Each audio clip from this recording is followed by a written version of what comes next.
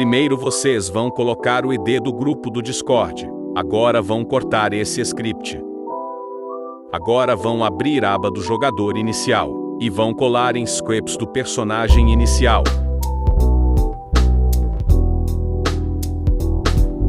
Agora é só publicar.